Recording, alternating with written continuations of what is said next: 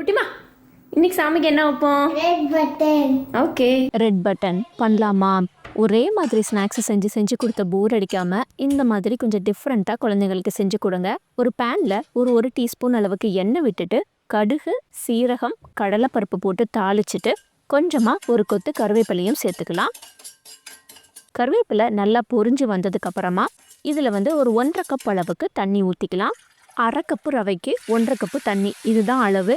இந்த அளவில் நம்ம இது பண்ணோன்னா ரவை ரொம்ப குழஞ்சு போகாமல் நல்ல உதிரி உதிரியாக சூப்பராக வரும். இதுக்கு தேவையான அளவு உப்பு போட்டு தண்ணி நல்லா கொதி வந்ததுக்கு அப்புறமா 1/2 கப்பு ரவையை இங்கே சேர்த்துருக்கிறேன். நான் யூஸ் பண்ணியிருக்கிறது பாம்பே ரவா. ரவையை சேர்க்கையும் கைவிடாமல் கிளறி விட்டுட்டு கொஞ்சமாக கொத்தமல்லி தலையும் சில்லி ஃப்ளேக்ஸும் சேர்த்து விட்டுக்கோங்க. உடனே கிளறி விட ஆரம்பிச்சிருங்க, அப்படி இல்லைன்னா கட்டி தட்டிடும்.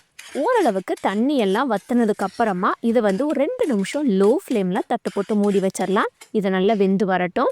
இதுக்கிடையில் நம்ம ஸ்ட்ரீம் பண்ண போகிற பிளேட்டை லைட்டாக க்ரீஸ் பண்ணி வச்சுக்கலாம். இந்த மாதிரி ஸ்ட்ரீமர் பாட்டை நீங்கள் க்ரீஸ் பண்ணி வச்சுக்கலாம். அப்படி இல்லைன்னா சாதாரண இட்லி தட்டை, உங்கள் வீட்டில் இருக்கிற இட்லி தட்டையுமே நீங்கள் ஸ்ட்ரீம் பண்ணி வச்சுக்கலாம். இப்போ நமக்கு இந்த ரவை ரெடி ஆகிடுச்சு. இதை அப்படியே ஒரு பிளேட்டுக்கு மாற்றிட்டு கை பொறுக்கிற சூட்டுக்கு வந்ததுக்கப்புறமா இதை நம்ம சின்ன சின்ன பட்டன்ஸாக நம்ம செஞ்சு எடுத்துக்கலாம். கொஞ்சமாக கையை தண்ணியில் நனைச்சிட்டு இந்த மாதிரி சின்ன சின்ன பட்டன்ஸாக செஞ்சு எடுத்து வச்சுக்கோங்க. நீங்கள் நார்மலாக டிஃபனுக்கு உப்புமா செஞ்சீங்கன்னா அதிலிருந்து கொஞ்சமாக இந்த மாதிரி எடுத்து குழந்தைங்களுக்கு நீங்கள் செஞ்சு கொடுக்கலாம். ரொம்பவே டிஃப்ரெண்ட்டாக இருக்கும். உப்புமா சாப்பிடாத குழந்தைங்க இதை விரும்பி சாப்பிடுவாங்க. அடுத்து ப்ரிப்பேர் பண்ண பட்டன்ஸ் எல்லாத்தையுமே இந்த மாதிரி இட்லி பிளேட்டில் இல்லைனா ஸ்ட்ரீமர் பிளேட்டில் வச்சு ஒரு 10 நிமிஷம் ஸ்ட்ரீம் பண்ணி எடுத்து வச்சுக்கோங்க. இந்த மாதிரி நம்ம ஸ்ட்ரெயின் பண்ணுறனால பட்டன்ஸ் எல்லாமே நல்ல சாஃப்டாக நல்ல ஃப்ளஃபியாக சூப்பராக இருக்கும். இதுக்கிடையில் ஒரு மிக்ஸி ஜாரில் ஒரு பழுத்த தக்காளி பழமாக சேர்த்துட்டு ஒரு 1/2 இன்ச் அளவுக்கு இஞ்சி சேர்த்து இதை நல்லா பேஸ்ட்டாக அரைச்சி எடுத்துகிட்டு வந்துடலாம். நல்லா ஒரு ஸ்மூத் பேஸ்ட்டாக அரைச்சி எடுத்துகிட்டு வந்தாச்சு. இது இப்போ ஓரமாக இருக்கட்டும். இப்போது ஸ்ட்ரீம் பண்ண பட்டன்ஸை ஒரு தட்டுக்கு மாற்றி ஆற வச்சுருங்க.